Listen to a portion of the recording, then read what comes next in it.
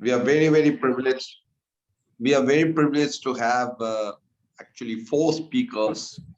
Professor Praveen Jha, who is a professor of economics at the Jawaharlal Nehru University and who has been a leading scholar in the issue of labor relations, agrarian relationships, and also public finance. He's also the chair of the Center for Budget and Governance Accountability in Delhi. He will be the first speaker. Then we have Dr. Malini Chakrabarti. She is the head of research at the Center for Budget and Governance Accountability. She is also has done their doctorate in JNU. So she will be talking on public finance. And we have 2 friends from Center for Budget and Policy Studies in Bangalore, Madhu Sudan and Achala. So we would, in the order, we would have Professor Praveen Jha. He has, from another very important schedule, he has taken some time to be with us. Yesterday, he was supposed to be the first speaker. So we will start with Professor Praveen Jha because he has to, get back to a very serious initiative which is in. And then we will follow, Madhusudan, Dr. Malini Chakrabarti. And then we'll have 2 friends from Bangalore, Center for Budget and Policy Studies, CBPS. So thank you very much. And, with that, I would request Professor Praveen Jha to begin his presentations. Thank you, Praveen, for making it happen. Thank you very much. No, thank you for including me in this conversation. And my apologies, sincerest apologies that I can't be with you for the entire duration of the discussion today. And I hope you will understand, as John has already explained, I am caught up in something which is important, and so hopefully you will forgive me that I have to leave after 20 minutes or so. All right, so with that, let me come straight to the point as regards the theme of the talk. I'm sure most of you are familiar with the fact that during this period of almost close to 2 years now, year and 9 months, Indian economy has been completely traumatized in many ways, has come under huge stress, and it has been, of course, uneven across social groups, classes, states, etc. I won't have time to get into a detailed discussion of all those features, but I'll touch on a couple of these. Now, when we come to COVID and the Indian economy, what has happened from, let's say, early last year towards the end of this year, of course, it is quite clear that the first few months, very first few months, were the most drastic in terms of the economic outcome. Now, was that because of the pandemic? That's the most important question we need to ask. Or it was because of the way the public policy response, the government response, and I'm talking of the pan-India level, I'm not really talking of any particular state right now. Was it because of the way we handled it politically and administratively?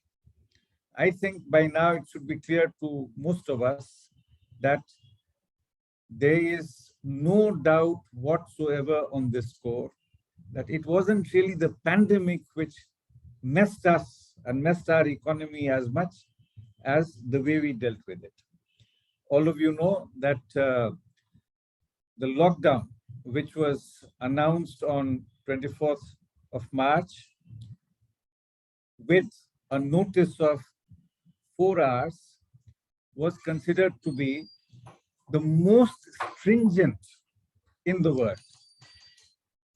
If we are looking at 200 countries approximately across the world, no country had opted for the kind of administrative shock and awe assault on its own economy. Lockdowns were very common. Many countries in the world decided to go for lockdown. They were calibrated, they were much more clearly thought through.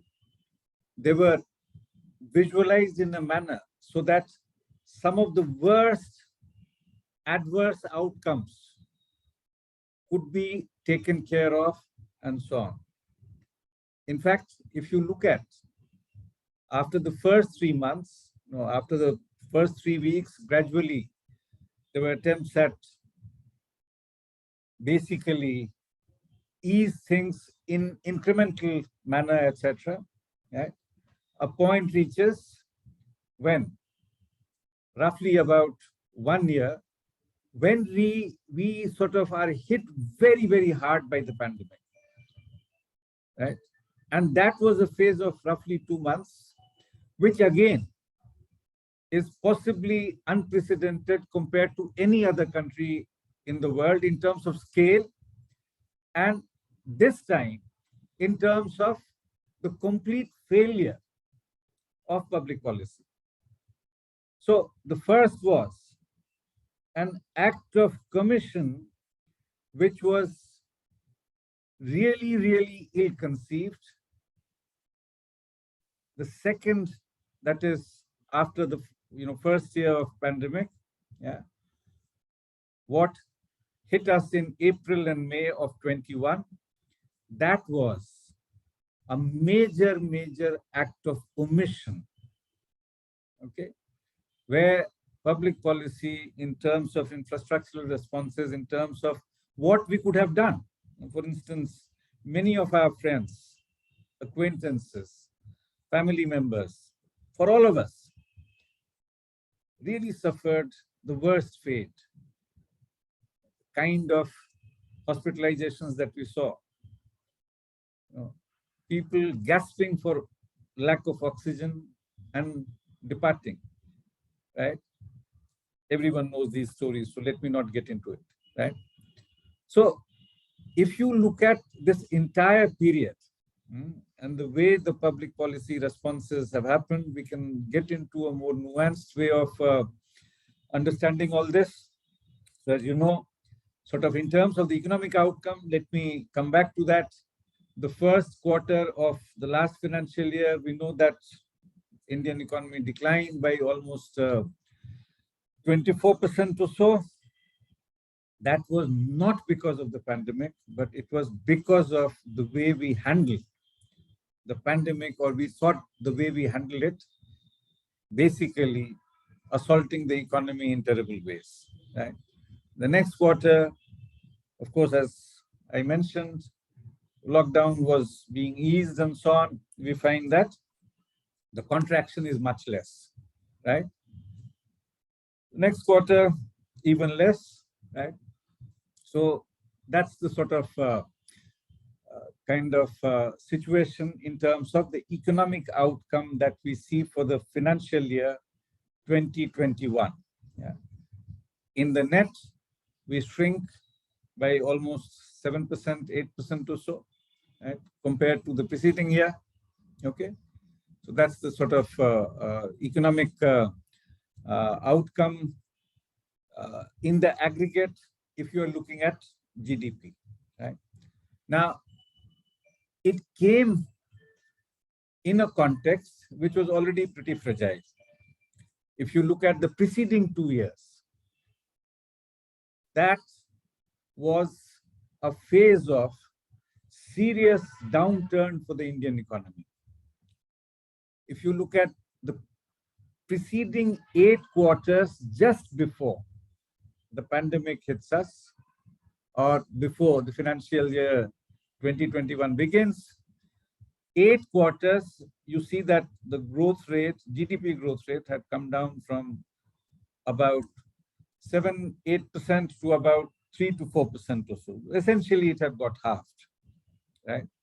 Now, it is in that context that the pandemic visits us, and the kinds of responses which we had made things terrible for the economy in the aggregate. Right? Now, I don't want to speak too much about what happened in the aggregate. What is far more important to me is what happened to 70, 80%, 90% of our population. Right? Basically, as you know, if you go by any reasonable definition of vulnerable population in this country, according to most estimates, it is somewhere around 80%, yeah, not less than that. Yeah. Now, that vulnerable population, what happened to it? It was basically left to fend for itself.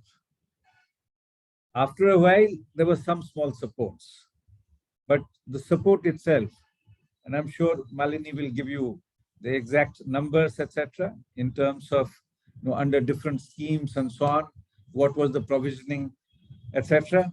But there was a near consensus view amongst economists, amongst public policy observers, and so on, right? I would say near consensus because, of course, there was a very small and tiny minority of, apart from government economists, you had economists and policy observers who were with the government, but otherwise, the majority of the so-called expert view was pleading for a decent kind of support on very good economic reasoning. The arguments for that were very, very solid, and the argument was that it will not only help these people, but it will also help the economy, because what has happened is over time, the compression of purchasing power, the lack of demand, which was already in the economy, built into the system for a variety of reasons, and then the way the pandemic has impacted on these people. So if you take care of all those issues, so if you look at the first few months, massive loss of livelihoods for those who are already very, very vulnerable. Right? So what happens on the third day of the lockdown? You have one of the most impressive non-violent mass protest that starts. What form did it take? It was a march of those who felt that they must get back to their areas of origin. These were what I describe as everywhere and nowhere people. Because they work everywhere, but they unfortunately do not belong in most of these destination areas. These are migrant workers. Barring a couple of states, and Kerala was possibly the best example of trying to deal with them in a humane manner, in a caring manner.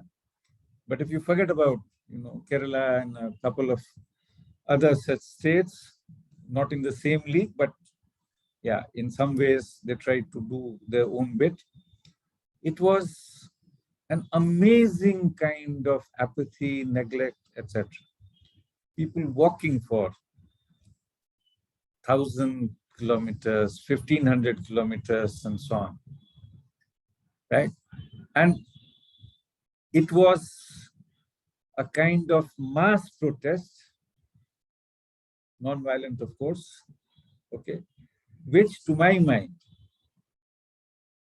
has been one of the most impressive, spontaneous kind of movements that we have seen in the recent years. Of course, the farmers' protest, which finally has won what, or at least one half of what it had wanted, yeah, that indeed is a very good example of the movement and protests and so on in the recent times, but then that's organized, mobilized, etc. I'm talking of something which was almost impromptu, right? It just started and acquired a mass scale, right? That actually summarizes the misery of what happened to the overwhelming majority of the population, that vulnerable section that I am referring to, outcome to the labor and so on. The third point that I would like to flag here immediately, again, to understand the backdrop of the pandemic, it's not only the preceding 2 years before the pandemic, but in fact, certainly from 16 onwards, that the kind of economic situation which was building up was full of all kinds of bad omens, all kinds of pointers which told us that things will become even more difficult for the large majority of the population. And what were the two most drastic kind of, again, shock and awe kind of assaults on the Indian economy? All of you are, I'm sure, you have thought of it and discussed some of these issues maybe yesterday, and more of it probably will get discussed today. Demonetization, which again was done in the typical style of 4 hours notice. 8 p.m. became a kind of a dreaded thing, that what announcement will come. Yeah. So demonetization, all of you, I'm sure, have looked at the huge amount of work which has happened in the last few years on all its adversities, adverse outcomes. That was there. And then the way GST, roughly 9 months after demonetization, the way it was set into motion. Now, sometimes we make the mistake of thinking of GST and its problems as problems of implementation. It's much more basic. It's fundamentally a huge structural problem for the Indian economy, the kind of economy that we have and so on. And what it does to the huge segment that we call the unorganized sector. Again, sort of, if you look at unorganized sector as a sector, we are talking of more than 80%. If you look at workers who are considered to be informal or unorganized, it's well over 90%. And all these figures are well known. So these two measures increased the vulnerability for the vulnerable segments, citizens in our country, right? That was the backdrop. In that, we get this pandemic, okay?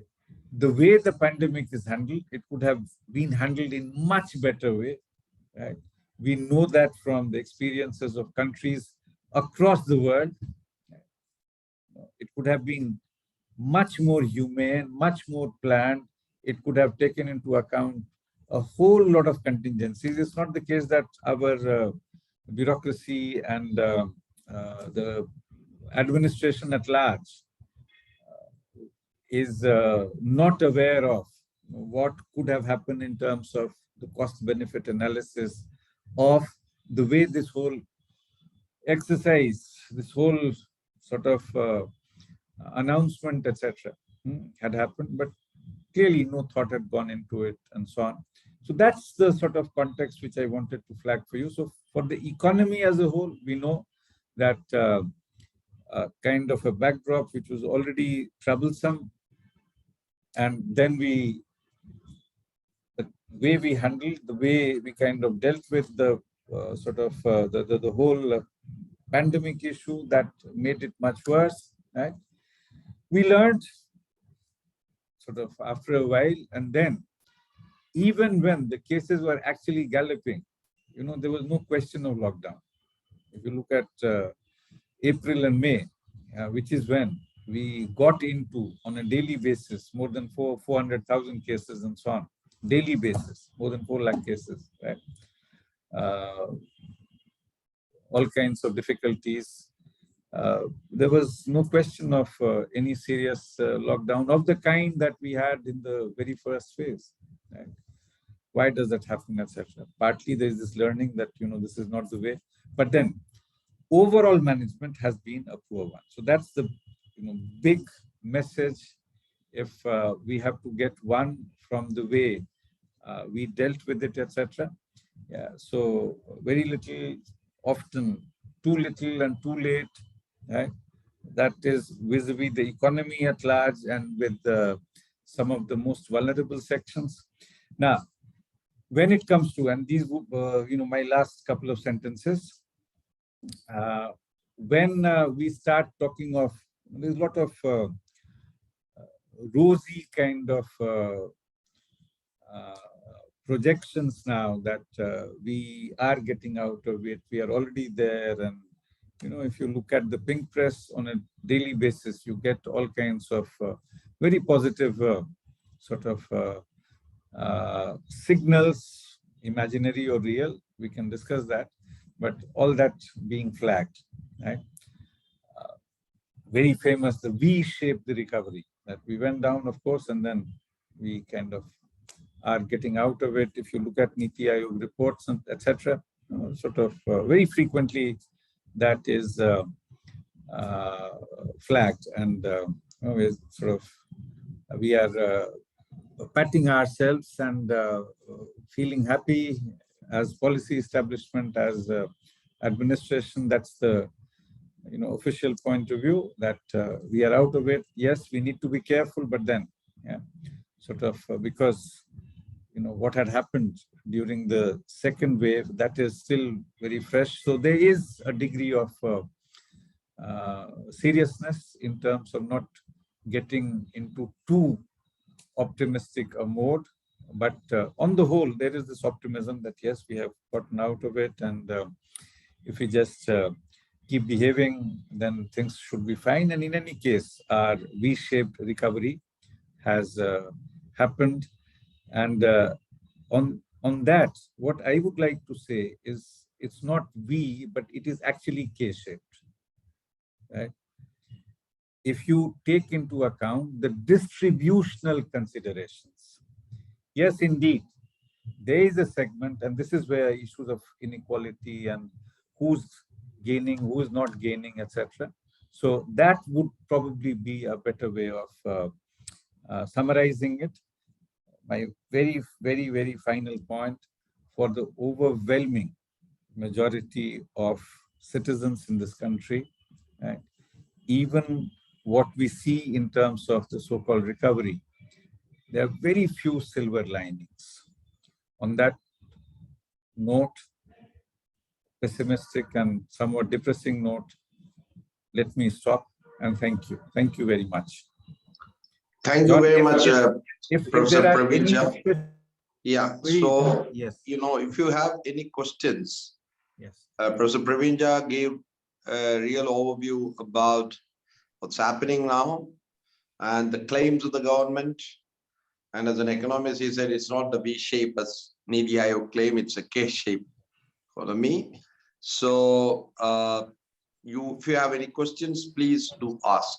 This is the time for questions or comments, please. You may, in fact, if you can also write on the in the chat. So Naveen Narayan, Naveen, please. Yeah.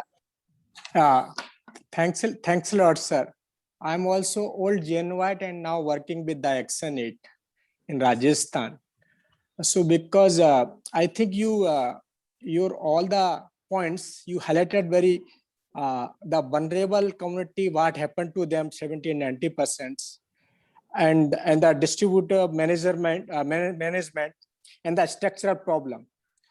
If we analyze all these things, so sir, is this possible as of now to make some changes? Because the sociology of sufferer is absolutely highlight each and every, the vulnerability, that aspect. Is this possible? How we people can do something on that? So what should be on this? Yeah. Sorry, sir. Yeah. You see, no, that's perfectly fine. Naveen, I mean, Yes. it's a very good question and very good issue that you're flagging. There is no scarcity of blueprints. There are many blueprints that are available to us in terms of the economic blueprints, right? The real question is the politics that would drive the desirable economic blueprints. And that is where I think we are floundering quite a lot. Right? But on that, I would rather let John speak more than I do, because he thinks a lot more about these issues. So hopefully he will come in towards the end and sort of engage with this particular issue in a more substantive manner. But my only simple answer to you is the politics has to drive economics. Where is that politics? Right? How would that politics emerge? That is the critical question. Thank you. Any other friends who can raise the hands or comments? Any questions to Professor Praveen Jha?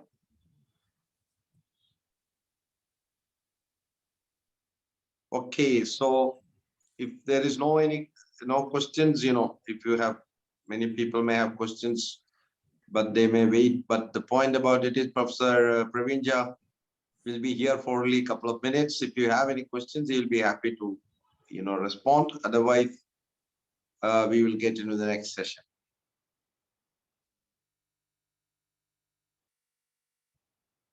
John, Okay. you can handle many of the questions which may be directed at me towards the end, and so can Malini. I mean, I know it firsthand, knowing your work and Malini's work. So with that, let me thank you. Thank you, Professor Praveen, for sparing time despite your very, very busy schedule. Thank you very much. All right. So with your permission, now I will disconnect. Thanks, sir. Can I take 1 minute more, sir? Yes, please.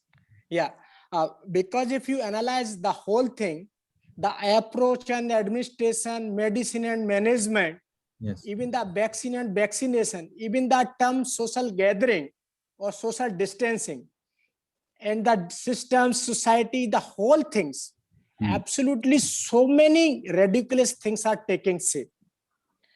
And because I also engaged in that COVID things in Rajasthan and Jaipur, I'm almost, I can't have the word to express my feeling. All that time, because I'm in the PUCL, MKSL, lots of problem is happening. And people are, whether that's a pressure, whatever we can. So sir, मेरी समझ में नहीं आ रहा, क्योंकि हम तो आप JNU में झेलम में थे, तो हमारी तो कुछ समझ में नहीं आता, तो चुप्पी साध लेते थे. सर बहुत मुश्किल की स्थितियां हो गई हैं. I'm unable to understand that. मुश्किल है, बस यही, मतलब obviously that is the question which we need to engage lot more with and work with the relevant issues. So there is no simple answer to what you are asking, Naveen, but hopefully I think John will have some time towards the end. Naveen's is more of a comment. Yes. Naveen, I always say South Asians have this thing in the international thing also. We have a comment, and then you will ask, isn't it? So what you said, Naveen, is very relevant. That's an important point. Hopefully, we'll be able to discuss it. And Malini will give some more numbers to back the kind of arguments which I had advanced. And Malini, I'm very sorry, I'll have to. Thank you so much. So now, may I invite Dr. Malini Chakravarti? She is from the Center for Budget and Governance Accountability. So this is a session more on public finance and next 2 sessions from 2 different perspectives. Yeah, Malini. Thank you, John, for the introduction, and I'd also like to thank ISDG for giving this honor to me. I have a small correction. Unfortunately, I did join JNU for PhD, but I did not finish it. So I'm still not doctor. I hope I will be soon sometime. But yeah, the topic I'll be focusing on is public finance, and more specifically, what has been the government's approach in terms of fiscal policy. And in that, even more, what I want to focus on is what has been its revenue generation policy, and I'll explain why it is so important.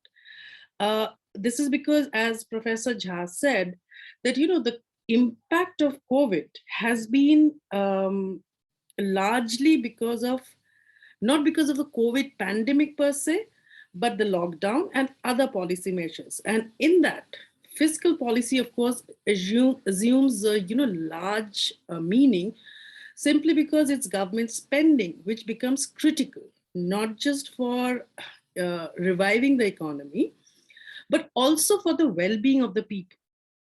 And given that Indian economy has such a large informal economy with 90% of people engaged in the informal work, it is only to be expected that such a lockdown, such stringent lockdown, would of course have very bad impact, which we all saw. We saw the migrants walking and all that. But I'll be, of course, talking about the budget figures, the fiscal deficit, and all that. Since I'll be talking, showing, I would like to project my screen, if that's okay. So obviously, governments all around the world have engaged in extra spending, and by huge margins. So you have countries like the USA, which has spent a lot. You have many developed countries which have, of course, spent much more to deal with the COVID impact. But we also have large number of developing countries which have done so as well. So you have Brazil, you have South Africa, which have actually spent quite a lot extra spending. Whereas in case of India, we do not see that much. So the basic idea was, and all economists, all analysts have been saying that, this is the time not to think about a conservative fiscal policy. What was needed is a bold fiscal policy, as in where the government resorts to expansion of government expenditure. Now, if I look at what the budget numbers say, I'll just share my screen.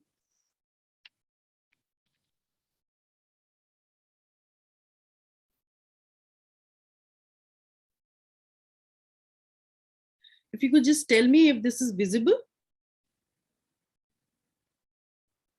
Is my screen showing? Yes, ma'am. Yes, ma'am. Yes, it's showing. It's showing. Right. So if you see the budget numbers, what you would see is these are the key budget figures, which tells you about the total expenditure, total receipts, and fiscal deficit. Now, if you look at from 2020, 2020-21 BE, of course, the whole idea was, and 2020-21 CGA, this is Controller General of Accounts figures. What it tells you, of course, that fiscal deficit has increased by a huge margin. But if you look at, as we know, fiscal deficit, nothing but the difference between total receipts and total expenditure. So of course, fiscal deficit would have gone up simply because when you have lockdown with complete cessation of economic activity, tax revenue is bound to fall. And that is exactly what happened. You have a huge shortfall in tax revenue. That, of course, has contributed to the increase in fiscal deficit. In fact, if you look at the figures for the CGA figures, which are the provisional actual figures, you'll see the fall in tax revenue of the total receipts of the government. The contribution of that to increase fiscal deficit is much more than the contribution to increase in total expenditure by the government during the pandemic year. So this is financial year 2020-21. But if you just look at the overall aggregate figures, even this gives an impression that government did spend additional 4.7 lakh crore rupees. If you go a slightly, if you look into it even more minutely, what you realize is no, it hasn't actually. Why is it so? Because during the pandemic, what the government did is a lot of expenditure which was already being done, but not shown in under the budget earlier, say for things like food subsidy or the fertilizer subsidy, these were suddenly brought into the budget books. So anything between 4.3 crore or so, lakh crore, was actually not additional spending. So out of this 4.7 lakh crore or trillion extra additional spending, that the broad aggregate numbers of the budget show, they're not additional spending. They're simply earlier arrears that had to be paid to FCI or for fertilizer subsidy, that by itself took away more nearly. So what you have in terms of additional spending is actually negligible. So the whole thing that the pandemic required the government to spend more, broad numbers indicate that they did, but they are misleading once you look into it a little more closely and look at what has been happening. What is it that's changed this number? So now, obviously, one thing is very clear. So if you remove these, whatever was shown as additional spending, remove what were actually just, transferring off budget items, which were earlier off budget items, to budget items, fiscal deficit actually, the increase in fiscal deficit is very low. So what has happened, and this is actually, India is kind of one of those unique countries, it stands out, that it has actually stuck to its conservative fiscal policy, not wanting to increase fiscal deficit beyond a limit. In such a scenario, what happens? It's obviously then that, it's your revenue generation strategy, which then determines what the government is going to spend.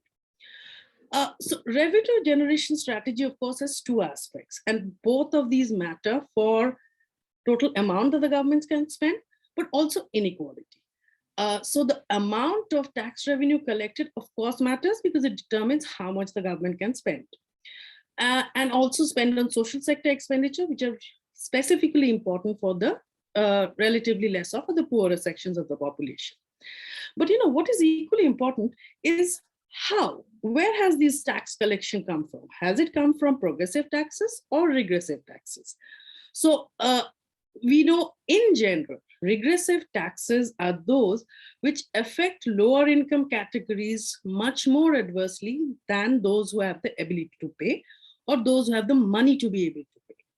So now, if you look at the trends in centers tax collection, and this is the reason why we are also saying that it's policy measures that have actually led to the situation we see today. If you look at the trend in tax collection, you would see even prior to COVID, tax collection had actually gone down, which would have, of course, impacted government's own spending ability. So in 2019-20, actually, you see a sudden sharp drop in total. This is nominal tax collection in rupees lakh crore. Now, this is actually perhaps for the first time or in many years that you actually see a fall in nominal tax collection.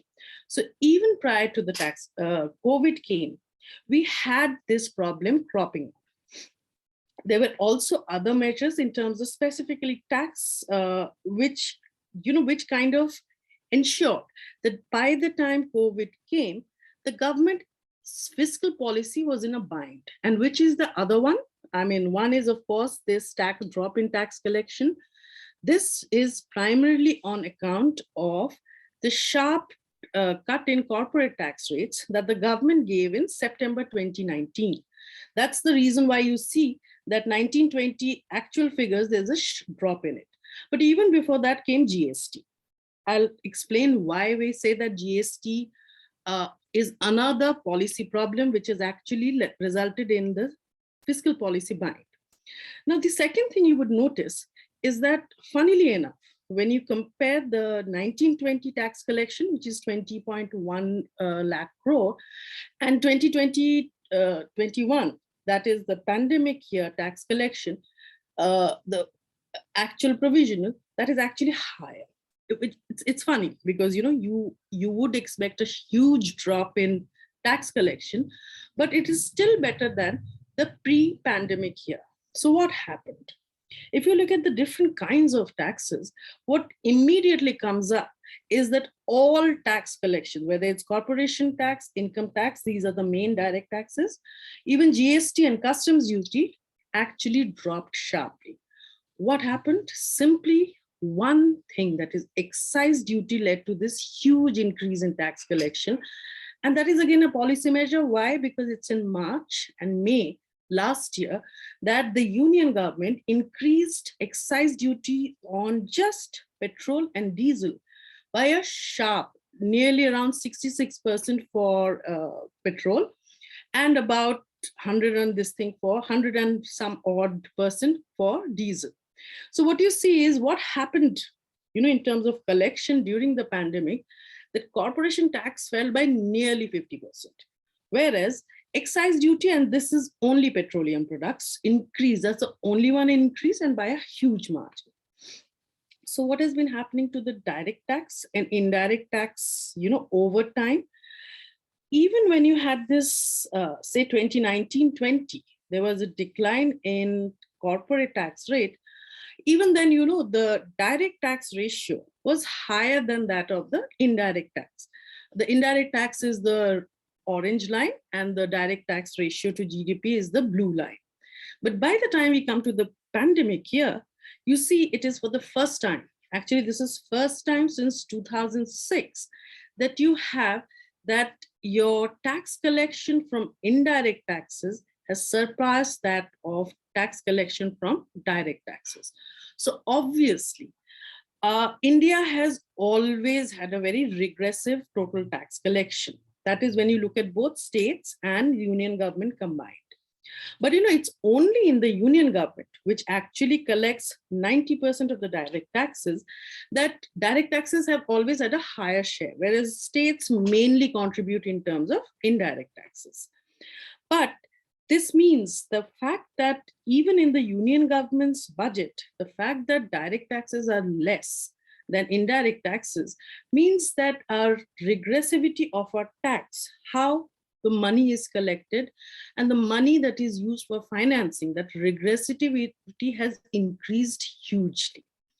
So what exactly has happened? So if you look at the broad trend that, which taxes are actually contributing to our financing various expenditure, by the time we come to 2021, you'll see that the amount that is coming, or the contribution by corporate taxes, is almost similar to contribution by taxes on petroleum or taxes on petroproducts. What does it mean? That basically, whatever government expenditure is happening, a large chunk is coming from people's own pockets, not from profits of the corporate sector. So what, if you see, as I said earlier, so what this means is fiscal policy is in a bind, and that is because, one, there are different ways that the government could have raised revenue, but it cut direct tax, corporate tax rates in 2019. In 2017, it brought in GST, which means that for a large number of indirect taxes, the central government also does not have the leeway or the autonomy to increase tax rates. So, instead of, so what did it choose? The only option it had is to increase taxes on the most regressive kind of indirect tax, which is on petrol and diesel. Now, this is what is fiscal policy has therefore boiled out to. Because of our earlier tax policies that we have brought in, GST and both cut in corporate tax rates, we really don't have the maneuverability to increase taxes from anywhere else. Now, this, of course, has very important implications, which we see what is happening. One is, of course, the first is petroproducts are universal intermediaries in the sense, they're not just used for private consumption. If you increase, let's say, tax rates on washing machines, or let's say luxury products that only the better off, or mainly the better off consume, that is not regressive. But universal intermediaries like petroproducts are not just used for private consumption. They're used for public transport. They're used in agricultural production. So a hike in petroproduct prices lead to all around increase in prices and have an inflationary impact. And we know it hurts the poor the most. And that's exactly what we've been seeing today, that, there's a huge rise in inequality. There's also another damning thing that focusing only on, such regressive taxes is that even the tax revenue generated is inadequate. So therefore, when we come to not just last year budgets, means last financial year, but this year budget that was presented in February, what you see is total nominal expenditure has increased by less than 1%, which means taking into account the inflation rate, there's actually a fall in real terms. So obviously, no real increase in expenditure can be expected across many sectors. And this is some budget numbers. Professor Jha said that I'll go into many of these. I'm looking at I'm just presenting some of the ones which are very important and have actually seen either stagnancy, decrease, such as agriculture and allied activities. These are sectors which you actually see a cut. So even compared to 2020 in agriculture, you see a cut compared to 2021 BE. You see a cut in education, and you see a marginal increase in health. And imagine, this is when 2020-21 RE, it went up to 82,000 lakh crore. And now you actually have a drop, which is, of course, as someone pointed out, it's absolutely surprising. How does this happen? We are not out of the pandemic. We haven't spent enough, and we still see a cut. Similarly, you actually see cuts in very important schemes. For instance, MGNREGs. It did grow up during the pandemic, but this year's budget has brought it down further. Recently, they have decided to increase by another 10,000 crore.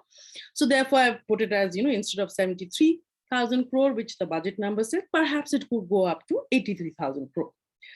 The other schemes like Pradhan Mantri Awas Yojana, Pradhan Mantri Kisan Samman Yojana, which was prior to the pandemic was 75,000 crore that the government was planning to spend. Now it is less. It is less by 10,000 crore. LPG, which again was a big thing that the government said that it provided to people, you see a sharp fall. In fact, before I finish, what I'd like to mention is we also did a calculation and kind of looked at that total stimulus package that the government provided in different tranches. And what we did is looked at with how much of it actually has a direct fiscal impact, or how much of it is actually increased government spending. What we realize is there's this big number, about 29,000 lakh crore that the government is supposed to have spent or provided as financial assistance up to November last year. Only about 1% is increased government spending, or only about 1.5. Out of that, little less than 1% goes to people, or the people who need it the most.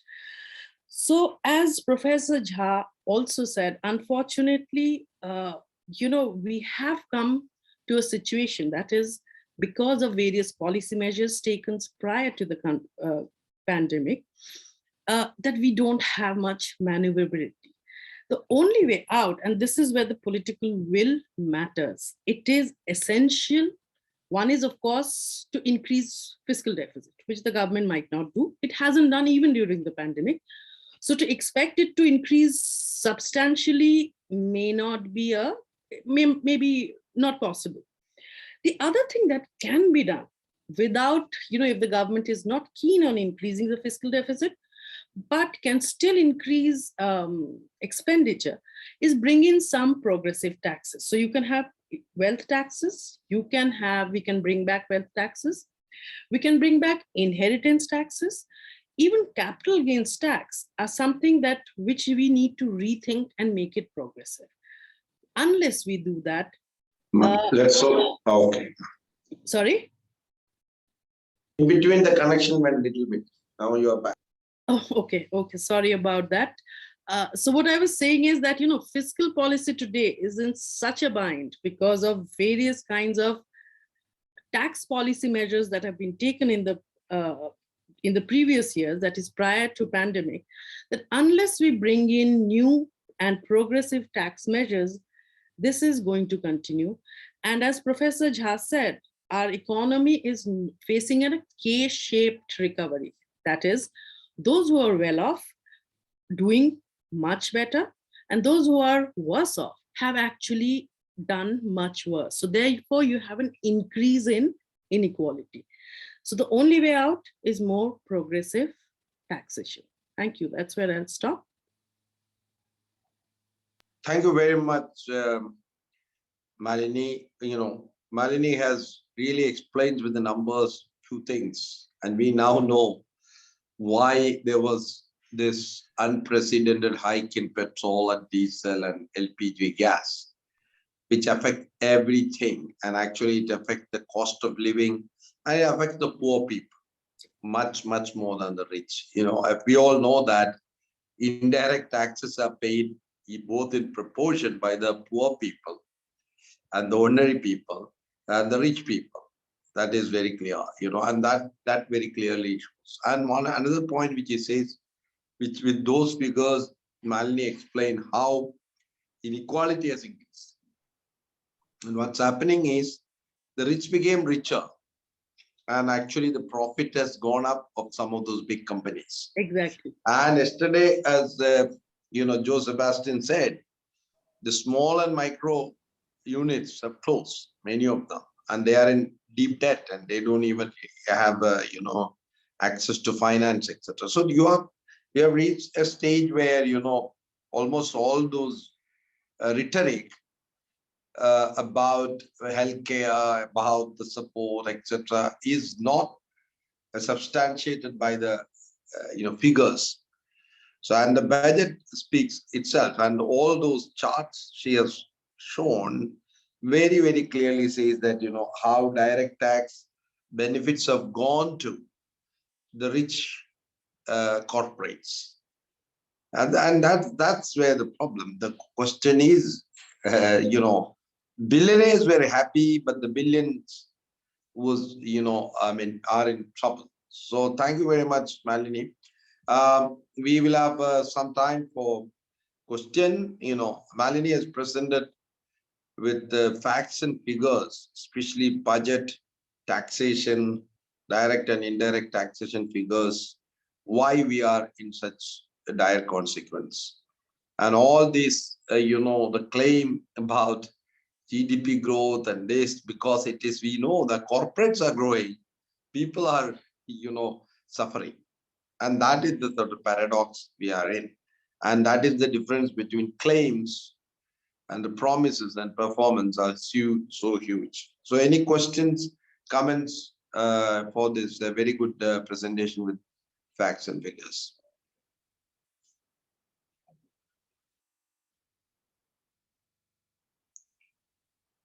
Anyone?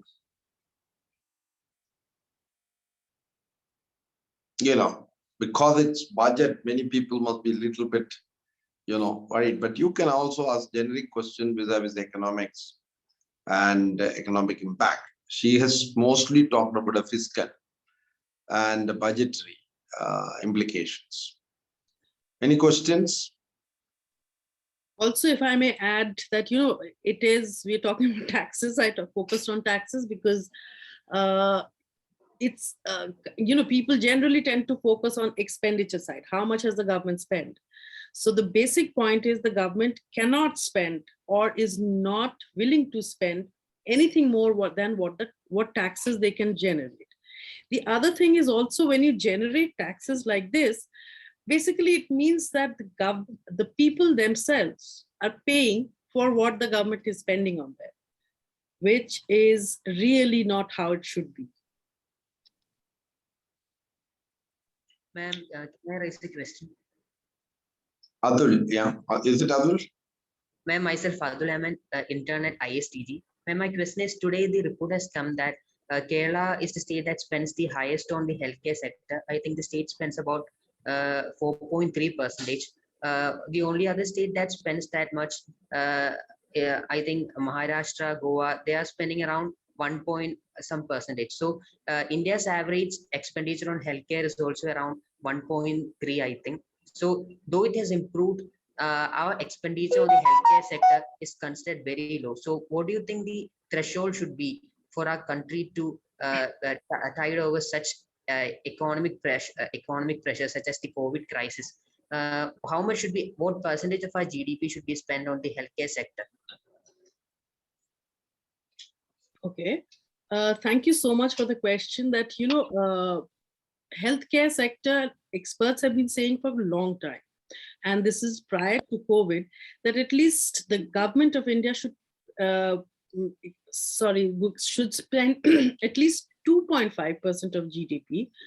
And this government, the government which is in power, had also said that, we will increase expenditure on health.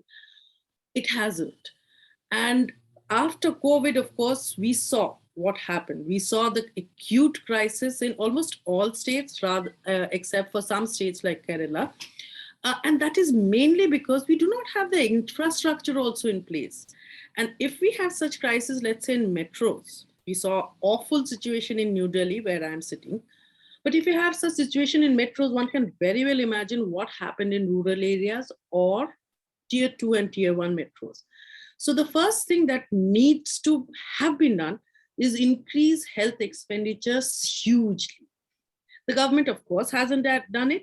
In fact, what I showed is that health expenditure is expected to fall in this budget compared to what it was supposed, the government is supposed to have spent during the pandemic year. So 2.5%, we are nowhere near it. In fact, post-COVID, it should have at least gone up to 3.5. And, given that you really cannot raise that much of revenue so quickly, the thing that the government could have done to increase all these expenditure is go for higher fiscal deficit, borrow, even monetize the deficit, borrow from the RBI, and think of paying back later, which could have been done. But of course, the minimum which the governments themselves have been saying that they will do.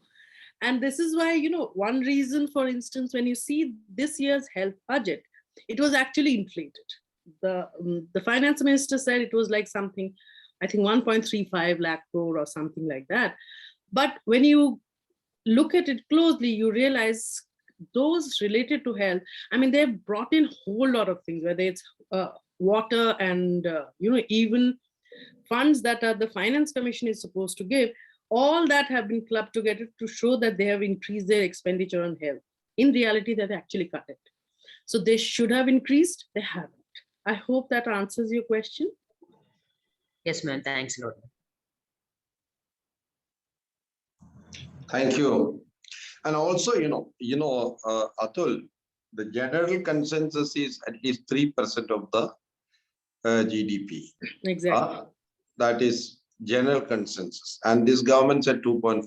Yeah. In the case of Kerala, and also one of the things, in the case of Kerala, it has been consistently high from the 1940s, basically in the state of Travancore and, Cochin. It has been consistently high.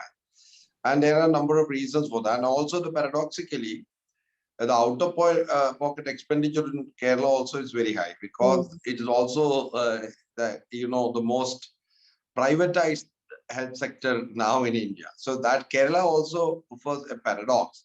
On the one hand, as a percentage of the, state domestic product, gross domestic product, it is pretty good, because also Kerala has a better health infrastructure, which has been built over a period of time. And that is one of the reasons that you said, all of a sudden you cannot, produce, nurses and doctors and infrastructure. That's one thing. And another point about it is that comparatively Kerala's, state gross domestic product is not very high. It is still, it is now around it is decreasing actually, 8.75 lakhs crore. And others are very big, So, but the fact is, by all consensus, you have to have minimum 3% of the GDP for a basic, health system. In many countries, in Asia also, in other parts, they spend that kind of money. So there is a very, very big paradox. And the paradox is, in many places, even the COVID instances and the death is not even reported. So Yeah. there's no hospitals. There's nothing. And people could imagine based on the number of dead bodies going through the river. So actually in Kerala, reporting earlier had a problem, but in Kerala also it's very difficult to conceal the deaths because people will question. So all these factors, the demand side, the supply side, the history side, small state like Goa relatively better because also the habitat is also an issue. So all these things definitely actually it is decreasing in many places. So that's this, and the government promise has not been done on the health. In fact, even in Maharashtra, for instance, there is people who work on Maharashtra health expenditure. They have also been saying that, Maharashtra is a financial capital of the country. But what it spends on health per capita is so little that it needs to go up voluminously. But again, the state governments, they cannot they can't borrow more because of the FRBM Act. The only time that the government allowed was during pandemic. So the only option is to actually increase, way out is the government of India increases spending, whether it's through higher taxes of various kinds or borrows. Thank you. Any other questions? In connection with this, can I ask one more question, sir? Yes, Atul.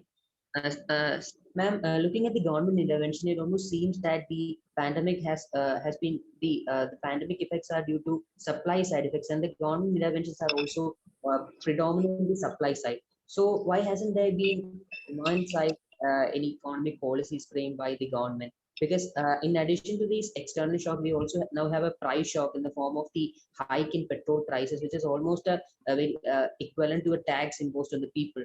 So when the aggregate demand of the economy is in such a crisis, why isn't the government concerned about that? Because though there was a initial period of lockdown, after that the industries in the supply side, I think they haven't faced much crisis. So do you think that the government should start reviving the demand of the citizens?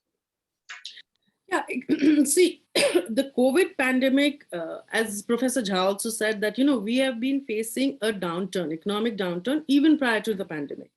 And this downturn was a demand problem because you had GST, which ruined small micro enterprises. You actually had a shortfall in tax revenue after that also. Before that, you had demonetization. So the demand had to be picked up through government expenditure in any case. When COVID came, it was both a supply problem as well as a demand problem.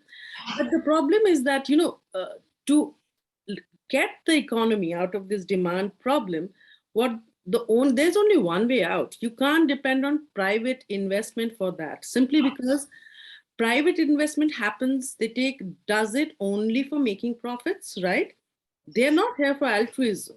So the whole idea that unless there is, they won't do any extra investment unless there is demand. So the only way out was increased by government expenditure, but the government hasn't done. You ask, why is it so? Because, lack of political will.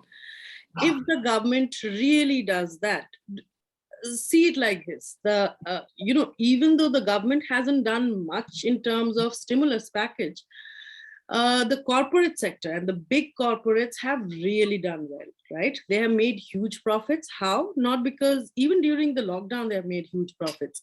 That's because they lay off people, they cut down costs. So that is how they made huge profits. And then they have done well after that. So when it comes to why the government hasn't done, actually it's politics, unfortunately. So it's political economy which is driving economics here. That is the reason why you don't see that the government, even the IMF, by the way, IMF, which is actually a very otherwise gives these mainstream ideas of, keep fiscal deficit, don't increase too much of spending, and don't borrow too much. Even the IMF have been saying that this is the time to borrow, but the Indian government hasn't done it. Could have done, hasn't. So it's a political thing. Okay, thank you very much. Thank you. If you now we will go to Madhusudan and Achala from Center for Budget and Policy in CBPS in Bangalore. So, how do you like to present it? The first who would speak, Madhu, or Yeah, first I'll speak, then my colleague Achala will. Achala? Okay, okay, okay. Please. So we'd like to share our screen. Yeah, we can hear you. Yeah. Oh, Yeah, yeah, can you see the screen now? yeah. We can see the screen. Yeah. Firstly, many thanks for giving us this opportunity. And Thank you. what we are discussing here is about the study that we have done for the government of Chhattisgarh with UNICEF support. Actually, government of Chhattisgarh wanted us to understand the impact of COVID on their state revenues, and also to suggest ways as to how to cope with that. So basically, we looked into that and we did that exercise. What I am discussing here now is that how did the state do that? But as previous speakers largely discussed, what happened to the economy even prior to the pandemic? As Professor Jack clearly said that it was not just the pandemic, but the way it was handled created a lot of problems. So we went to look into as to what had happened to the economy of Chhattisgarh even prior to the pandemic, just to understand their tax, non-tax revenues, how their even non-tax revenues or even the revenues granting aid and tax share from government of India that they were receiving, what was their trend also was looked at. And I present here the same, so as to give an understanding of the shocks that the economy had received even prior to pandemic. That is like in the form of demonetization and GST. So, I mean, the impact of COVID has already been discussed. I don't go into that much. As far as the study is concerned, the Chhattisgarh state, just a brief background, 10th largest in terms of area, and it is most tribal population, has highest BPL population, which means that the vulnerable population proportion is much higher than any other state. Is what, and also the industrial sector is the critical sector there, with mining as an important activity, and it's also power surplus state which supplies power to other states as well. So these critical sectors be impacted heavily because of this lockdown and also because of this pandemic. Yeah, this is to understand how the tax and non-tax revenues, monthly tax and non-tax revenues were impacted because of the pandemic. I mean, this is number of cases. As the number of cases went up, the tax and non-tax revenues, largely because of the reduction in the consumption, reduction in the purchasing power of the people, largely resulted in reduction in tax and non-tax revenues. So what the government did was, since now GST is in the hands of the council, as far as GST is concerned, only they can do is like, given that tax rates is not in their hands, the other two components of the tax, like tax effort and tax base, were, I mean, in terms of improving the technology, I mean, addressing the certain issues with GST, was taken up by the state as a measure to, like, anyway, they were addressing that one, that was speeded up. And the other thing that they did was to tweak the tax rates, as already pointed out by Malini Chakraborty on that. Government of Chhattisgarh also went for like excise duties on electricity, on excise duties on the special COVID duties were imposed, which was like very small amounts, and that resulted in some kind of increased revenue. Other than that, the entire thing, because of the pandemic, the reduction in non-tax and tax revenues were made good by borrowing. Here you can see even prior to pandemic, say starting from 17-18, wherein the GST started, the growth of tax revenues and non-tax revenues has plummeted, and largely non-tax revenues, because of mining and electricity duties, have been at a higher rate. It was again reduced in 18-19 and 19-20. That resulted in slightly decreased non-tax revenues as well. But growth of both tax and non-tax revenues were already declined even prior to pandemic. I mean, even if you look at the transfers from Government of India, you see a similar trend. Even the tax share, while it went up in 15-16 because of the 14th Finance Commission recommendation that increased tax share from 32 to 42%. After that, the increase wasn't much. So that even tax share and even granting aid from Government of India significantly decreased after 17-18. That has impacted the state revenues significantly. So what you see as result is borrowing significantly went up from 17-18 onwards, and even the total revenues, growth of total revenues also came down. The key parameters that we look into as far as functioning of economy is concerned, tax to GSDP. Now with GST in the under the GST Council, I mean the very sovereign power has been of the states have been lost, and states have been like looks like an extended arm of the union government, almost literally with a begging bowl kind of thing. The tax to GSDP has come down from 16-17 onwards. You could see that even the total revenue receipts as proportion of GSDP also has come down significantly. What you see is the big deficit. So which was revenue surplus went into reduction in revenue surplus in 17-18, 18-19, and moved to revenue deficit. Fiscal deficit went up significantly, I mean up to 5.5% even in 19-20.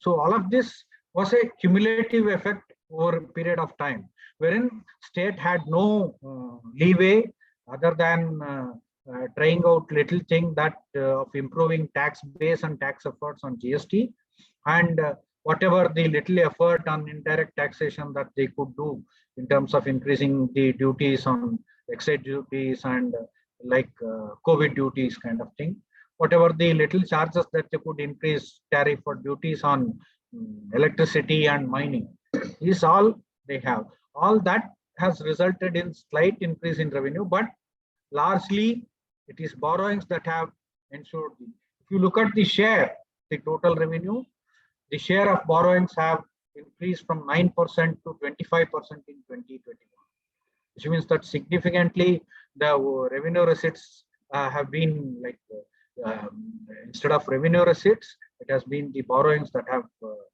increased significantly. The share of revenue receipts have come down from 40 to 35%, whereas tax share and granting aid also has come down from 49% to 39%. Big 10% reduction, you see, whereas the borrowings have gone up, which will have a significant impact on further, say, borrowings and the interest payments to be done, which means that for the economy to really recoup and to really exhibit signs of recovery, it is a really long way ahead. Even to get to pre-pandemic levels, say 2017-18, it is much difficult thing as of now. I mean, we projected scenarios for 2021, 22, and 22, 23. This was based on the discussions we had with various departments and also both revenue and expenditure departments, so as to see what kind of impact that it could have on both revenues and GSDP. The GSDP things my colleague will discuss. But what comes out very clear, and also if you look into the transfers to Panchayat Raj institutions and ULBs, there is significant reduction post 2017-18. I mean, even absolute reduction, you could see a 15% reduction on year-on-year basis and a 32% reduction year-on-year basis. If such kind of reduction happens as far as transfers to Panchayat Raj institutions are concerned, it would have a severe impact. I mean, whatever the local roads are, whatever the water and sanitation that the local governments provide, all of these will get severely impacted, which will have a spiraling effect again on health and education and the overall well-being of the citizens. So that way, significant reduction in the transfers to PRIs and ULBs were also observed. What it boils down to is that it is not that economy got impacted because of the pandemic. It got severely impacted because of demonetization and GST. So the borrowings significantly replaced the transfers from Government of India and also the own revenue receipts of the state government. It only exacerbated the conditions during 2021. So what you see as recovery is not recovery. Even to get to pre-COVID levels, you need a significant effort in terms of, I mean, these are some of the impacts across the state. I don't want to discuss, but what is required, as already said, is an expansionary fiscal policy, and also public financial management also needs to like buck up on that, because a comprehensive debt management strategy and an expansionary fiscal policy together would lead to some of the improvements. But states have no leeway. All that can be done is in the hands of Government of India, which can, as Malini clearly indicated, that it can go for big borrowing or even print notes, whatever. Everything can be done only by Government of India with the limited fiscal leeway that is left with the states. States have left with little choice other than to borrow to the limit of the fiscal deficit limit under FRBM, for which they have been allowed to. What it comes out as a case is not just about the issues of deficits. What comes out clearly, also comes out clearly, is the governance deficit and trust deficit. The Government of India doesn't trust the state governments, and state government doesn't seem to trust the local governments. So there is a huge trust deficit and governance deficit, which is largely under the realm of political will that has to really reshape and to respond to the pandemic. Unless that happens, all these, whatever the smaller tweaks done by states, doesn't really serve much purpose. Thank you. Now I will hand over to my colleague Achala, who will actually deliberate on the GSDP. Thank you, sir. So one of the other objectives of this study that we did for the state of Chhattisgarh was also to just estimate the total output of the total output loss that the state would probably incur or in 2021, 22, and 22, 23, just like we had done for the revenues.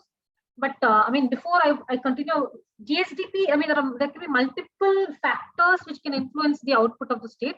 And unlike revenues, which are actually realized into the state account and exchequer, GSDP is a computed value. So, so having said that, I'll talk about the broad, broad estimations or broad assumptions that we went with before we estimated the GSDP. What we did here was the state has about 16 subsectors, three sectors: primary, secondary, and tertiary. And under that, there are subsectors. So there are about 16 subsectors. So in this exercise, we actually looked at the 16 subsectors level data, and we went in for sector-wise estimations to capture the nuances of some of the sectors. For example, Chhattisgarh had a policy called Rajiv Gandhi Nyaya Yojana, where they gave about 2,500 rupees per quintal for paddy production, which is a very big crop in the state. So this actually improved paddy production and actually helped revive the crop sector. So and many other such initiatives they've taken across different sectors. So to capture that, we went by sector-wise estimations.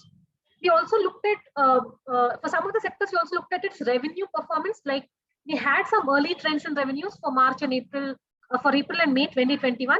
So we used those, trends and the past year trends of revenues and its linkage with the GSDP.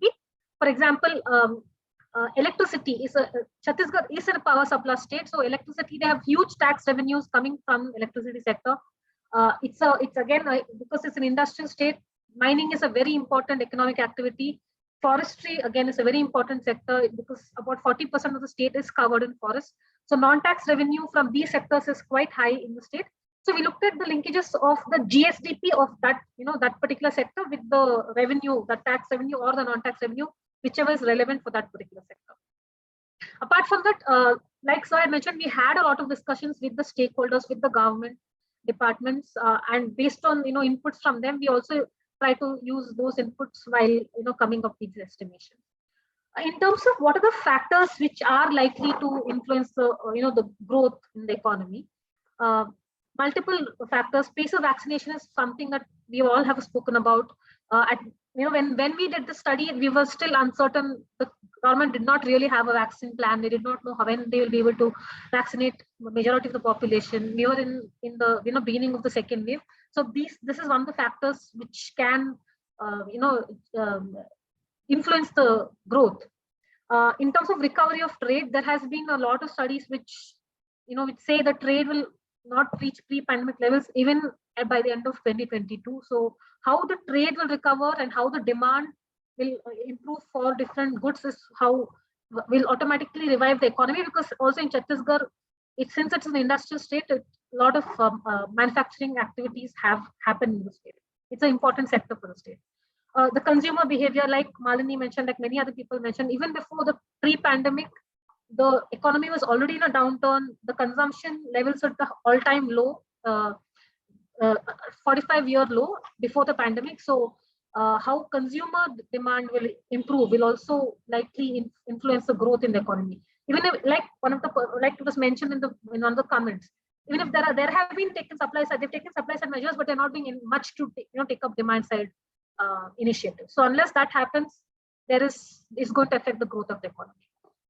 The crude oil prices, like we all know, we all are personally affected by the fluctuating crude oil prices, the LPG prices. This will have an influence on supply chains, on the trade, the industry confidence. Like people mentioned, MSMEs are in a very bad shape. Majority of the state of Chhattisgarh are dependent on MSMEs. There are labor shortages. They're facing supply disruptions. So a lot of these factors and many other factors, like the political decisions, like we've been talking a lot now about political will and decisions. Like Rajiv Gandhi Nyaya Yojana was very important to revive the crop sector in the state. So these factors will definitely have an impact on how the growth of the economy is going to look for the next 2 years. It's impossible to estimate on how each of these factors will play out in terms of the growth. But what we can understand is the direction in which the the recoveries can probably happen in each of these sectors. So we have done a simple estimation exercise. I'll not go into the details, but what I can tell you is we compared in 2021-2022, there was we expected a 9.2% growth in one of the scenarios that we built, and about 8.7% growth.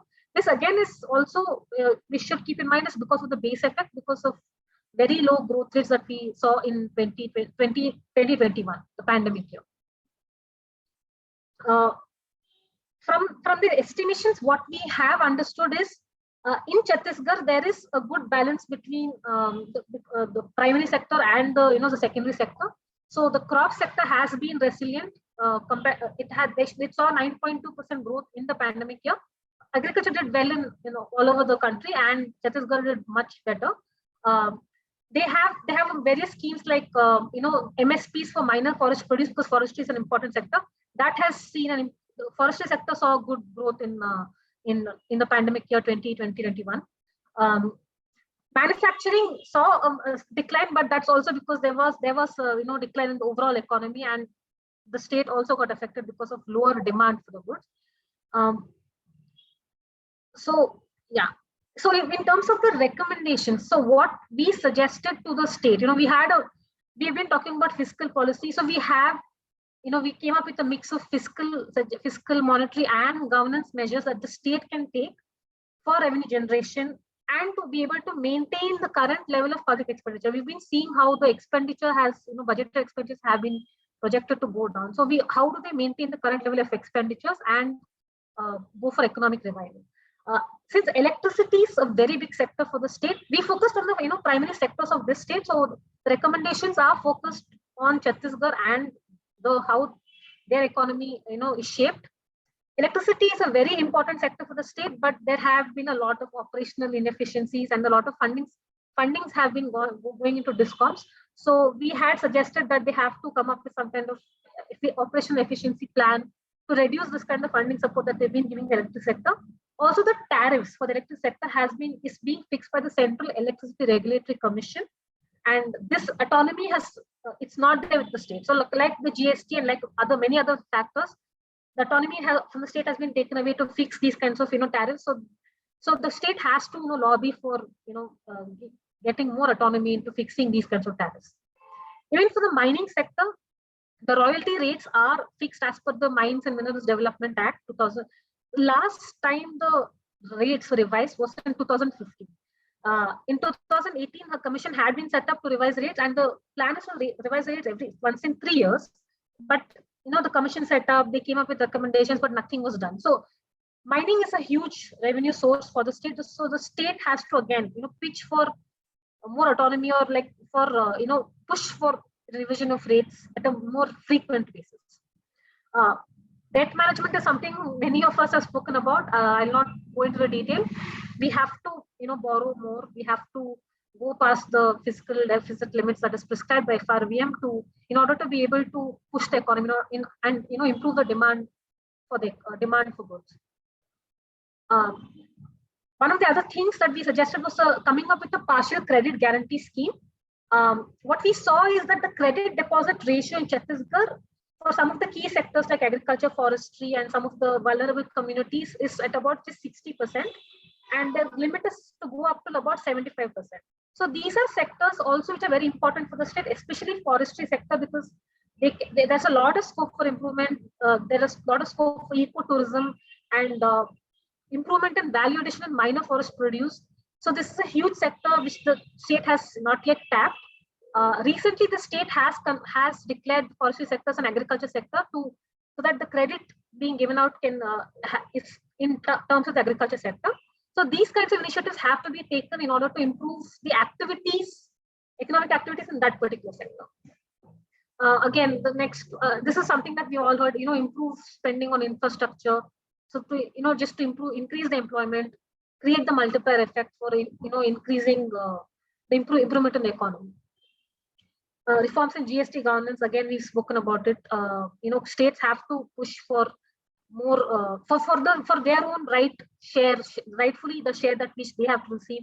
They have pushing for increase on time limit for compensation up to 7 years. Now it is about 5 years, but due to the pandemic, the states have been affected. So push for the time limit for up to 7 years. Again, promoting the minor forest produce and value addition in the minor forest produce, improving technical and marketing support for these collectives which are already functioning, and big, public-private partnerships in key sectors like I mentioned, ecotourism, in infrastructure, because the state still has a lot of scope in terms of development of infrastructure, unlike many other states which are already industrially developed.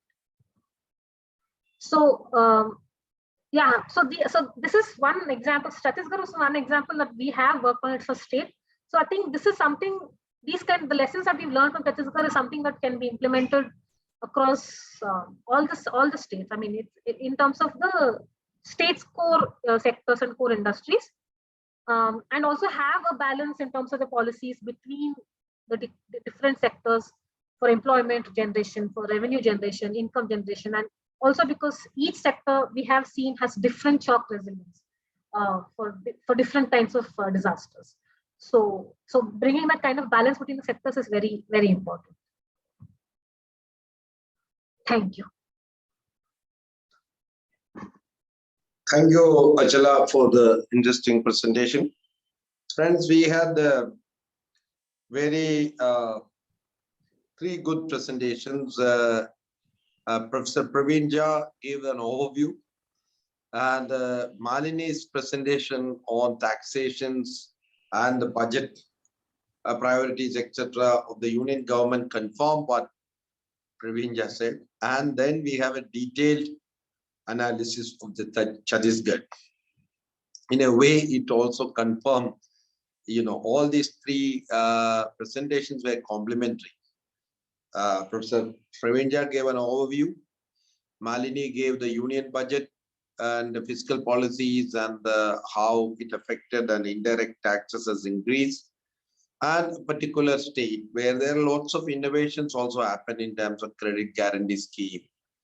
And there's much more stress on minus forest produce. And as they said, Chhattisgarh cannot be sort of replicated in Tamil Nadu or in Kerala because the political economy is different, the geography is different, and the demography is different. So we have now, time for question. Now, actually, we will extend 10 more minutes these sessions because you have time for asking specific questions. I think Malini is also online. To Malini and Madhu and Achala. Chhattisgarh, if you have any specific questions on Chhattisgarh, you can ask. And that is based on a very, very detailed study. And I'm very happy a state like Chhattisgarh has undertaken this study with UNICEF. There are not many states have done this.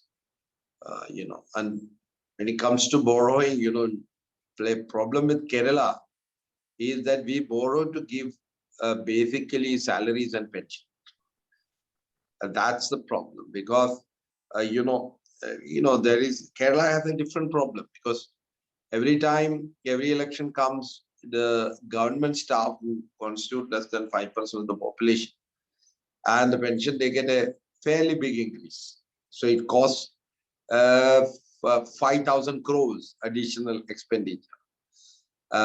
So the point about it is, and we also have another problem, unlike Chhattisgarh, our economy, the engine of economy is expat income and economic growth.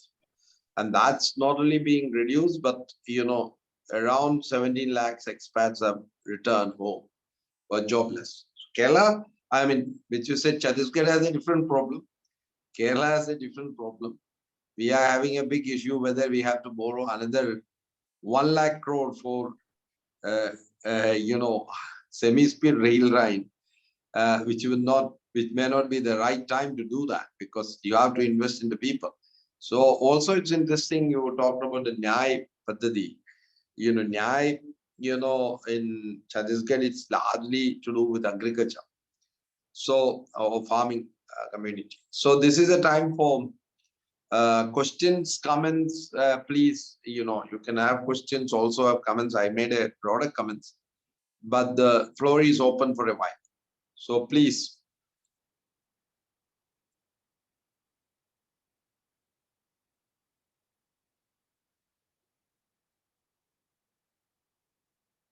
I also encourage our, colleagues who are doing postgraduate course on public policy, sustainable development and public policy to see, these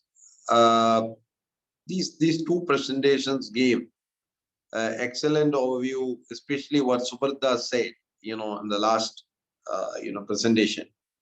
because with facts and figures, both Malini and Madhu and Achala has given. So if you have any questions or comments, please, the floor is open.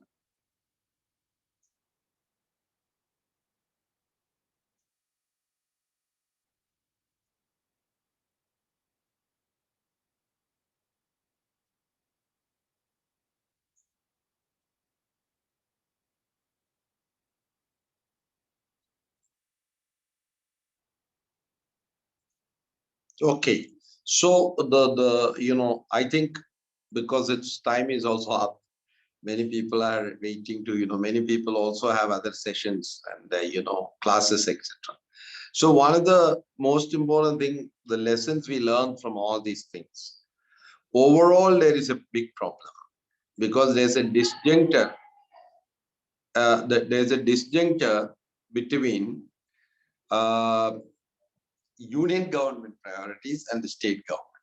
And this is the center-state relationship has taken a bit of issue in this during pandemic. It's very, very clear, particularly, and that is to do with the political dynamics of the ruling party in the center and the oppositions mostly in the states. So there is a deficit of trust.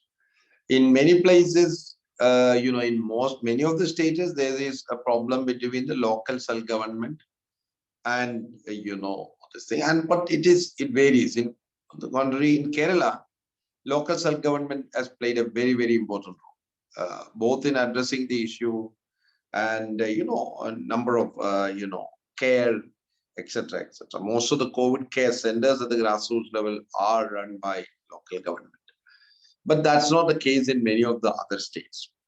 So you have a situation where, by and large, the rich are being taken care of, because there is this notion that economic growth is only if those rich companies grows. Unless there is an aggregate demand, and unless an aggregate demand, economy will not grow. And aggregate demand is created by the people, the masses, not the classes. The problem about it is you create export-oriented services, etc., etc. Money comes in to one small class of people, which is less than 10% of the population. So while the top 10 gets something out of this, economic recovery, mostly the government employees, right? They are being taken care. They are not faced any trouble, and the top end corporate employees, they are being taken care. The lower end of the companies, both in terms of this thing and the small and medium scale as well as the micro enterprise, they have taken the hit. So this is a very overall, that is a situation we realize. The second point which has come in all this presentation is, it is the poor. And who are the poor? The Dalits, Adivasis, minorities, among them the women in the intersectionality have taken the hit much more. And in terms of yesterday, the data on malnutrition very clearly showed that. And this malnutrition, who are the people who do not have enough nutrition? Again, it's Adivasis, Dalits, and they form around 25% of the population of this country. And the minorities and the poor, the rural poor. So that's where the problem is. Towards the end of the day, what happened is, as yesterday our speaker Ridudavan said, while the accumulated debt, even in places like Kerala, one of the things which we have studied, I have worked at the grassroots. Actually, I should do a study on this. The money lenders have come. So the 2-3 things which happened. The vulnerable middle class. The vulnerable middle class are the people who gets a monthly income between 10,000 and 30,000. A huge number of population, and actually 75% of the population, 80% of the population in Kerala also are between 10,000 a month to 30,000 a month. Many of them are self-employed or run small enterprises, shops, etc., etc. All of them a large number of them are in debt. Actually, my case study from the places where we work, I mean, I live in a village and I talk to all those people. There is a cumulative debt by, very, very high interest rates. Organized like Muthoot and all this, they give microfinance, they push. The second thing is there is a section of the middle class, who have come back from the Gulf, etc.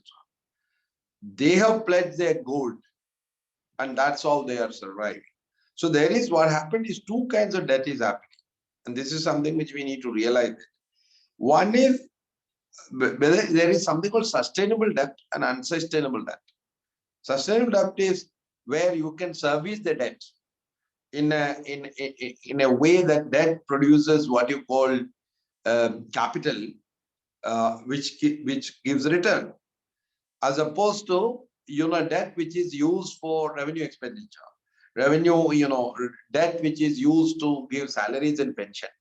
So you have on the one hand, in places like Kerala, more than 35% of the GSDP is getting debt, and it will be almost 50% if it goes like this. So that's a very dangerous situation. And it's in a consumer economy like Kerala, where everything is imported. The people, the ordinary people, around 60 to 70% of the people have on the micro debt, So the debt burden, and I'm saying Kerala and Chhattisgarh is very different. Kerala is socially middle class. Kerala has a socially middle class culture, though economically not middle class. And one has to make, so even if you're poor, you will have a motorbike in Kerala. You have a two-wheeler in Kerala because it is, on the depravity inequality, because the next door neighbor has a bike. So somehow I will borrow, somehow I will have also a bike. And you will have huge houses, taken on a loan. And loan repayment and default has become a big problem. And then they have to pledge the gold and etc. So it has become unsustainable debt, not only for the state, but also a significant section of the people. And when the expats, remittance decreases, it also has a hit. So Kerala economy has come from GSDP almost from a million, 10 lakhs crore to it has now come to 8.75 or 8.7. So you have debt has increased, GSDP has decreased, and the consumption has decreased, but also the earlier unsustainable consumption has created more accumulated debt. So this is the situation is, as I said, it is more K-shaped, where those who are, well off are being taken care, and those who are vulnerable middle class and the poor never had anything anyway. So you accept the kit. Kit is not going to solve the problem because it is like for a larger problem, you give Crozin. It gives.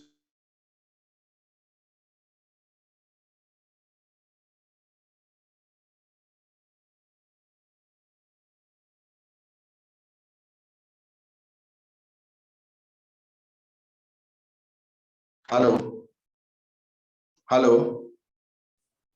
Yeah, Can you hear me? Can you yeah, hear me? yeah, we lost you in between, but can hear Yeah, you. I know the electricity has gone, so I'm back on data.